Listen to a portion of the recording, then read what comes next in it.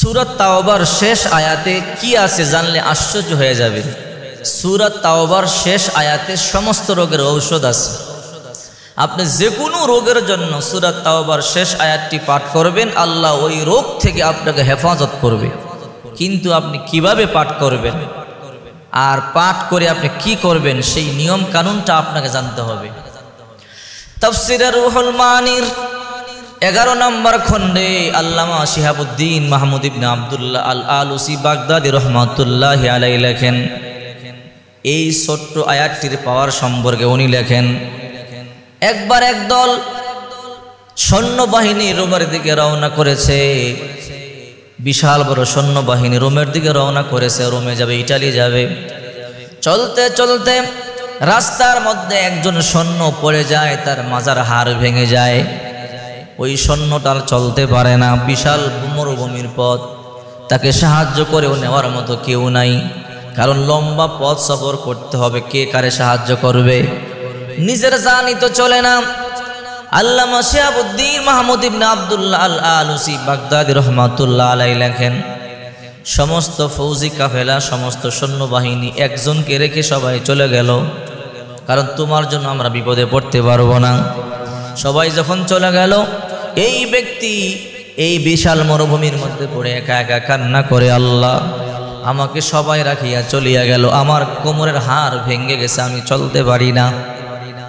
ওই লোকটা পানি শেষ হয়ে গেল, খাবার শেষ হয়ে গেল, 1 দিন 2 দিন 3 দিন চলে গেল, কোনো খাবার নাই। হঠাৎ করে রাত্রে চিন্তা করে, আমার যে খাবার শেষ হয়ে গেল, এই মরুভূমির মধ্যে আমি একা একা আছি, চলতেও পারি না, আমার তো বিপদ হবে, আমি তো মরিয়া যাব, আমাকে তো কেউ সাহায্য করবার মতো নাই, এই বিশাল মরুভূমির মধ্যে আমার খবর কেউ জানবে না, এখানে মরিয়া পড়িয়া থাকলো কেউ দেখবে না।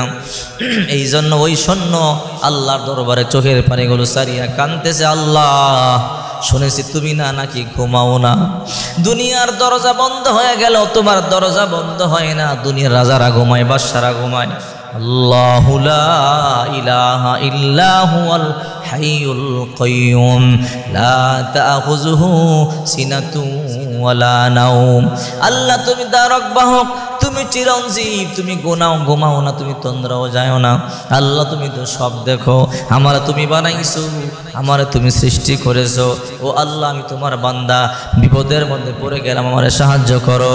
এমন করে করে কান্না করতেছে, আল্লাহ তুমি ছাড়া আমার কেউ সাহায্য করতে পারবে না।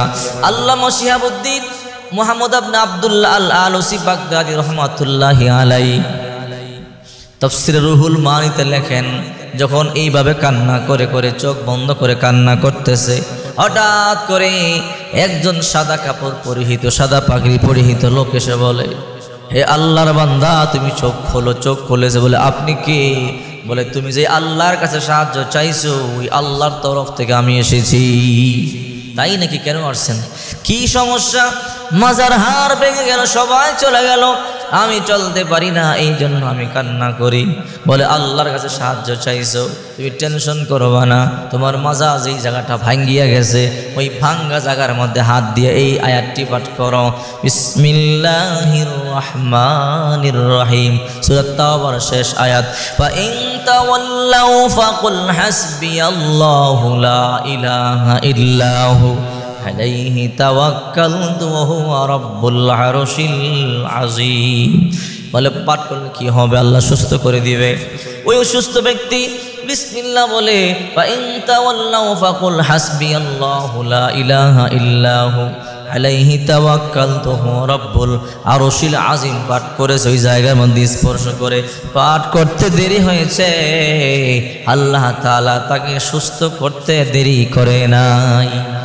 এই জন্য বলি, কোরআনকে বিশ্বাস করেন, রাসূলের হাদিসকে বিশ্বাস করেন, যদি বিশ্বাস করে আপনি আমল করতে পারেন, আল্লাহ পাক রব্বুল আলামিন আপনার প্রতিটা কাজে আপনাকে সাহায্য করবে। যে কোনো কঠিন রোগ যদি আপনার হয়, হাঁটু ভেঙে গেলে, মাজা ভেঙে গেলে, হাত পা ভেঙে গেলে, ক্ষত স্থানে হাত দিয়ে ধরে আপনি এই দোয়াটি, এই আয়াতটি পাঠ করবেন, ফা ইন তাওয়াল্লাউ ফাকুল হাসবিয়াল্লাহু লা ইলাহা ইল্লাহু আলাইহি তাওয়াক্কালতু ওয়া হুয়া রাব্বুল আরশিল আযীম। আল্লাহ পাক অবশ্যই আপনাকে সুস্থ করে তুলবেই ইনশাআল্লাহ। যদি আপনার বিশ্বাস থাকে, যেমন বিশ্বাস হবে তেমন ফল।